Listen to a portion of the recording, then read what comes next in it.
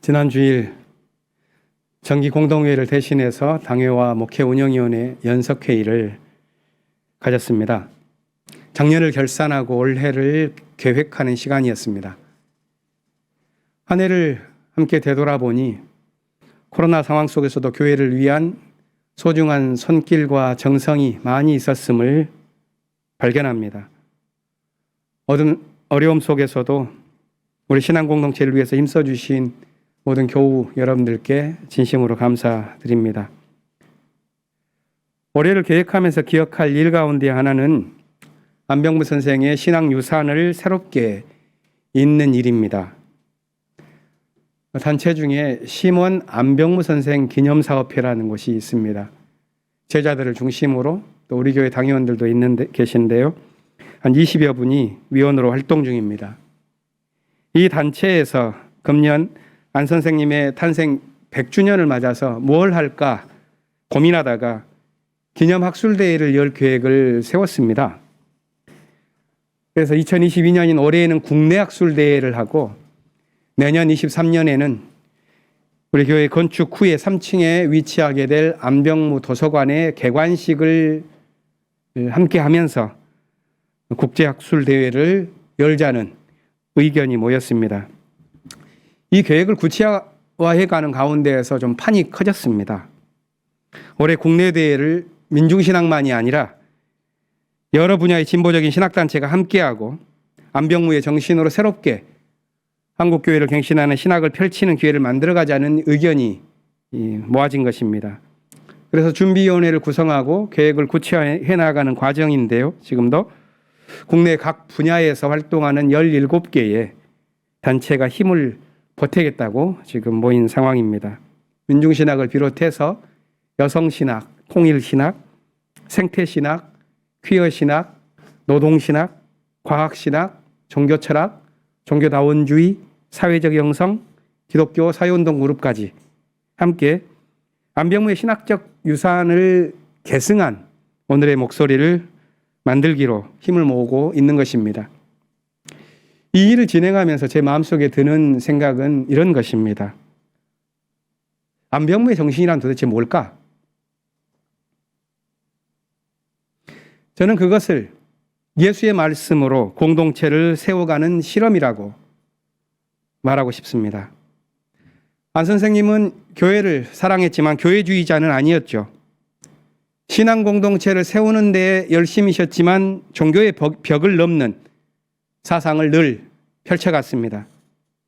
우리 교회를 비롯해서 4개의 교회를 설립하는 일에 주도적으로 참여했고 또 그 교회의 주된 설교자였습니다.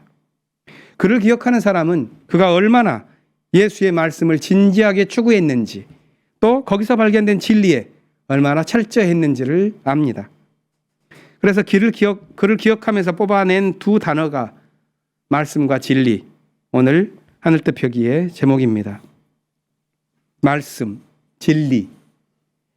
이 낱말은 너무 보편적인 의미를 지니고 있어서 그 의미가 쉽게 퇴색되곤 하죠. 최근에 인문학에서는 탈근대주의라는 사상이 높은 파고를 가지면서 지나왔습니다. 이 시대를 지나면서 진리라는 말은 과거의 절대적인 성격을 잃어갔고 개별적이고 상대적인 의미를 띄었습니다. 그러니까 진리는 주장의 수단일 뿐이지 헌신의 대상이 될 수 없다 하는 분위기가 넓어져가는 것입니다. 저마다 진리를 주장할 뿐 공동체를 이루는 헌신의 동력은 옅어지곤 합니다.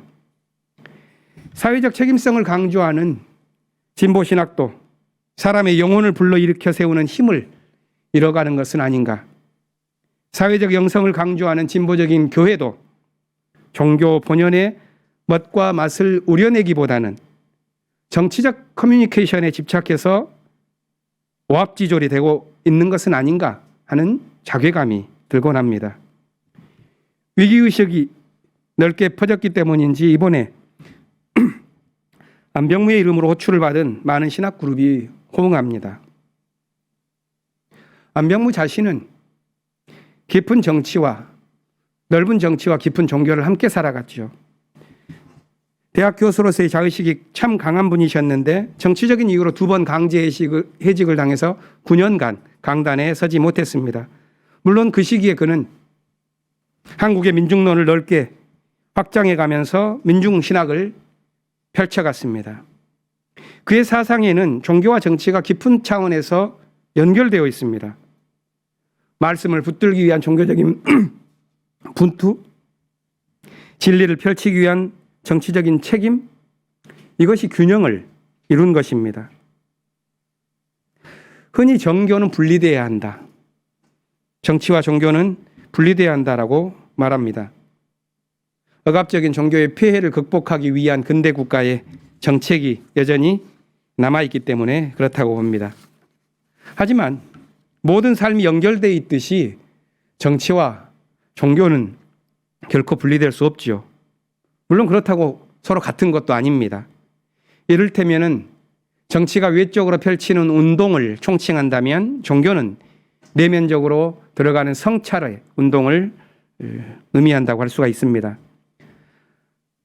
함석헌의 말을 인용하면 이렇습니다. 정치가 썩을 때 구원하는 것이 종교요, 종교가 시들 때 건져내는 것이 정치이다. 인간 사회를 간교한 종교의 손에서 건진 것은 현실주의 정치였다. 만일 민족주의 정치에 반항이 없이 로마 가톨릭 교회 그대로 내려왔다면 서양 사회는 어떻게 되었을까?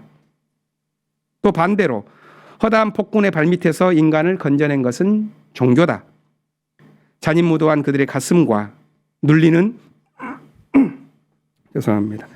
민중의 가슴에 정신의 불을 지른 종교가 아니었다면 인간은 짐승이 되고 말았을 것이다. 그러니까 정치와 종교가 각기 고유한 과제를 갖고 있지만 또한 서로 연결되어 있다고 하겠습니다. 문제는 이것이 어떻게 결합하느냐 하는 것입니다. 표층에서 연결되면 부패의 원상이 되기 쉽고 심층에서 결합하면 변혁의 동력이 되기도 합니다. 사람을 변화시키는 종교, 사회를 변화시키는 정치에는 말씀이 살아있고 진리가 생생합니다. 예수의 삶과 가르침이 그것을 보여줍니다. 오늘 복음서 본문은 예수께서 어떤 말씀을 붙들고 살았는지, 그가 진리의 기점으로 삼은 것이 무엇이었는지를 말해줍니다. 예수께서 고향 나사렛에 가서 회당에 들어가 펼친 가르침을 담은 이 이야기는 공관복음서 3곳 모두 나옵니다. 그런데 우리가 읽은 누가복음은 다른 복음서에는 없는 내용을 담고 있는데 그것이 18절 19절에 인용된 이사야 예언자의 말씀입니다. 주님의 영이 내게 내리셨다. 주님께서 내게 기름을 부으셔서 가난한 사람에게 기쁜 소식을 전하게 하셨다. 주님께서 나를 보내셔서 포로된 사람들에게 해방을 선포하고 눈먼 사람들에게 눈뜸을 선포하고 억눌린 사람들을 풀어주고 주님의 은혜의 해를 선포하게 하셨다. 고향 나사렛에서 발표된 이 예언의 말씀은 나사렛 선언 또는 나사렛 강령 이렇게 불립니다. 예수 운동의 핵심 정신을 알려주는 이 강령은 종교적인 고백만도 아니요 정치적인 선언만도 아닙니다.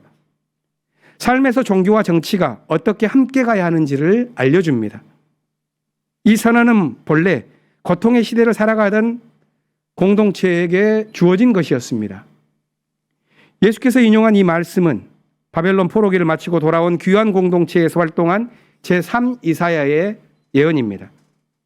이 예언은 또한 그 이전 시대로 거슬러 올라가 더 오래전부터 뿌리를 둔 것으로서 하나님의 진리를 이루어낼 메시아에 관한 종의 노래, 여기에 연원을 둡니다. 이런 예언의 도도한 흐름이 예수에게 와서 하나님 나라 운동의 방향을 알려주는 이정표가 되었습니다. 누가는 다른 복음서와는 달리 이 이야기를 자신의 복음서 앞부분에 배치해서 취임 설교 형식으로 전했습니다. 그러므로서 예수 운동의 출발점, 그가 살아간 진리의 기점이 어디에 있는지를 강조한 것입니다. 그런데 구체적인 삶에서는 그 말씀과 진리는 시련을 겪게 되죠. 오늘 본문 뒤이어 나오는 고향 사람들의 배척과 반대가 그것을 보여줍니다. 그들은 예수에게 기적의 정치를 요구합니다. 자신들의 결핍이 즉각 충족되기를 원했습니다. 오늘날에도 기적의 정치나 힘의 종교를 기대하는 사람들에게 예수의 나사렛 선언은 걸림돌이 되곤 합니다. 모든 공동체 운동은 구체적인 삶의 무게를 안고 진행되죠. 신앙 공동체 운동에서 예수의 선언은 좌표가 되지만 또한 시련을 주기도 합니다. 성서 속의 신앙 공동체들은 그런 문제, 자신들의 구체적인 삶의 문제를 어떻게 풀어갔을까요? 느헤미야서는 포로로 끌려갔다가 돌아온 귀환 공동체가 예루살렘 성벽을 재건한다는 그런 이야기를 담고 있습니다. 그들의 현실은 매우 불안정했습니다. 그리고 그 자리에 살고 있었던 사람들과 돌아온 사람들 간의 갈등으로 그들의 공동체는 파편화되어 있었고 미래는 불투명했습니다. 이때 공동체를 이끌던 느헤미야는 온갖 어려움을 뚫고 50여일 만에 성벽을 건축해냅니다. 그리고 나아갈 길을 찾기 위해서 사람들과 함께 모였죠. 이때 또 다른 지도자 에스라가 율법의 말씀을 읽고 그 말씀에서 진리의 길을 찾자고 제안합니다. 오늘 본문을 보면 모두가 광장에 모여서 새벽부터 종호까지 에스라가 읽는 토라에 귀를 기울였습니다.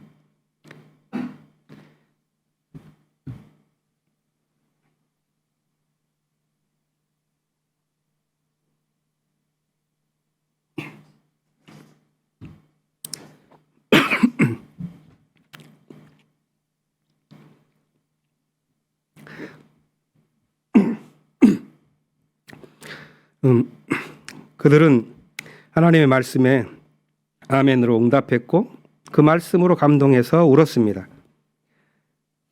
이러한 모습들에는 그들의 고단한 현실이 담겨 있는 것처럼 보입니다. 또한 그들의 마음속에 갈망으로 차 있는 미래를 향한 그들의 꿈들 또한 있기 때문에 그랬을 것입니다. 외부의 적들이 크고 내부의 불일치로 인해서 위태로운 삶에서도 그들은 지금 나아갈 길을 찾고 있는 것이죠. 그들에게 사람들이 말합니다. 이날은 주님의 거룩한 날이니 슬퍼하지도 말고 울지도 맙시다. 비록 현실이 힘들고 버거울지라도 주님의 날에 기쁨을 찾고 힘을 내자는 격려의 말이었습니다. 느헤미야 역시도 이렇게 권합니다. 여러분의 자리로 돌아가십시오. 살찐 짐승들을 잡아 푸짐하게 차려서 먹고 마시도록 하십시오. 아무것도 차리지 못한 사람들에게는 먹을 몫을 보내주십시오. 오늘은 우리 주님의 거룩한 날입니다. 주님 앞에서 기뻐하면 힘이 생기는 법이니 슬퍼하지들 마십시오. 이 말씀은 고난의 현실을 살아가는 공동체를 위해 주어진 것입니다. 다시 말씀에 힘입어서 공동체를 세워가자는 권면입니다. 느헤미야 시대의 공동체는 말씀 앞에서 자신을 세우고 거기에서 오는 힘으로 살아갔습니다. 마지막 본문 또 다른 공동체의 모습을 보겠습니다. 고린도전서는 고린도 교회에 보낸 바울의 격정적인 편지지요. 바울은 자신이 지났던 이 교회가 심한 분열의 아픔을 겪는 것을 알게 되었고 이 편지를 보내는데 우리가 읽은 이 12장은 개인과 공동체가 어떤 관계를 맺고 살아야 하는지를 이야기합니다. 바울은 먼저 각 사람이 지닌 다양한 재능을 열거하면서 그 모든 것이 다 성령의 은사라고 말합니다. 저마다 지닌 다양한 재능과 소질을 축복한 것이죠. 하지만 성령의 은사로 주어진 이 다양성은 더 중요한 목표를 향하고 있습니다. 바울은 그것을 가리켜서 7절에 공동 유익을 위한 것이라고 말합니다. 오늘 본문은 다양한 은사를 가진 사람들로 이루어진 공동체, 그 삶을 몸과 지체의 비유로 설명하죠. 바울은 왜 서로 조화를 이루어야 한다고 이 비유를 든 것일까요? 이 몸과 지체의 비유는 해방을 지향하고 있는 이 평등 공동체의 이상이 여기에 담겨 있고 그것을 지켜내기 위한 비유입니다. 그것에 관한 바울의 사상이 13절에 표현되어 있습니다. 우리는 유대 사람이든지 그리스 사람이든지 종이든지 자유인이든지 모두 한 성령으로 침례를 받아 한 몸이 되었고 또 모두 한 성령을 마시게 되었습니다. 이것은 로마 제국이 이룬 차별과 폭력 체제에서 새로운 공동체를 이뤄보겠다는 교회의 꿈을 말하는 것이고, 그 꿈의 기원은 분명히 예수의 나사렛 선언과 관련되어 있을 것입니다. 그런데 고린도 교회는 고통의 현실을 지나고 있죠. 서로의 관계는 갈라져서 3편, 4편으로 나뉘어져 있습니다. 오늘 본문의 배경이 되는 것은 공동체 안의 갈등 상황입니다. 대부분의 공동체가 안고 있는 문제이죠. 바울은 그 갈등 상황을 몸의 각 지체에 빗대어서 표현했습니다. 발이 손에게 말하기를 나는 손이 아니니까 몸에 속한 것이 아니다 하고 말하면서 서로 거부하는 상황. 또 눈이 손에게 말하기를 너는 내게 쓸데없다 이렇게 말하면서 대립하는 현실. 이것을 보게 합니다. 그리고 바울은 전환적인 문제의식을 던지지요. 19절에서 이렇게 말합니다. 각각이 서로 지체라면 몸은 어디에 있습니까? 바울은 스스로 대답하기를 지체는 각각 여럿이지만 몸은 하나입니다. 이렇게 이어서 대답합니다. 바울의 이 대답이 중요합니다. 지체와 몸의 관계에 대한 믿음이 사라질 때 공동체의 문제가 나타나기 시작하고, 이 생각이 또렷해질 때 문제의 해결책은 보이기 때문입니다. 공동체의 삶에는 늘 풀어야 할 숙제가 있기 마련입니다. 그것은 공동체가 지체와 몸의 관계를 말하면서 기존의 질서를 정당화하는 경우에 발생합니다. 몸을 위해서 각 지체가 희생해야 한다는 논리입니다. 이 문제에 대해서 오늘 본문의 해결책을 제시하죠. 그것은 더 약한 지체를 하나님께서 요긴하게 사용하신다는 것을 알라는 것입니다. 그래서 덜 명예스러운 지체에게 더 풍성한 명예를 입히고 볼품없는 지체를 더 아름답게 꾸미는 방식으로 가라는 것입니다. 그것이 그리스도의 정신이요 공동체를 지켜가는 정신이라고 말합니다. 볼품없는 지체를 공동체에서 잘라내는 것은 쉽습니다. 그러나 그것은 전체 몸을 죽이는 일입니다. 따라서 바울은 고린도 교회에 2가지 규칙을 제안합니다. 하나는 공동체 안에서 자신의 역할을 분별하고 서로 관계 속에서 그 역할을 잘 감당하는 것입니다.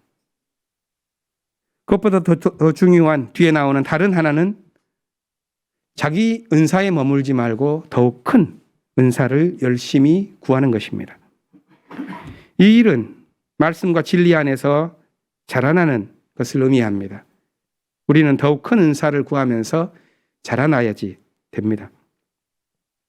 여러 모양의 공동체가 존재합니다만 기독교 신앙 공동체는 참 민감한 것 같습니다. 거기에는 개인의 결단만이 아니라 공동체에 대한 탁월한 감각이 있지 않으면 어려움을 겪게 됩니다. 우리는 모두 자기 신념을 지닌 개별적인 존재입니다. 그래서 각 사람은 자신의 판단대로 세례를 받죠. 세례를 받을 때에는 자신의 결단으로 받지만 받고 난 후에는 개인적인 존재가 아니라 이제는 그리스도의 몸에 속해서 살게 됩니다. 그리스도를 본받아 한 몸을 이루면서 사는 삶에 참여하는 것입니다. 오늘 말씀을 끝낼 때가 되었는데요. 저는 영화 대사를 마지막으로 나누면서 말씀을 마칠까 합니다. 한 사람이 이렇게 물었습니다. How are you? 우리가 아는 평범한 인사말입니다. 그럼 답을 뭐라고 해야 하죠? 공식이 있죠, 우리는. Fine, thanks, and you? 하고. 상대방이 How are you? 라는 이 말에 대해서 이렇게 대답하더군요. I try to live better. 더 나은 삶을 살기 위해 노력하는 중이다. 그 말이 참 가슴에 다가왔습니다. 올 한 해를 살아갈 때 우리 모두 말씀과 진리 안에서 더욱 나은 삶을 향해서 우리를 밀고 나아가며 자라나는 한 해를 살아갈 수 있기를 기원합니다. 잠시 침묵으로 기도하겠습니다.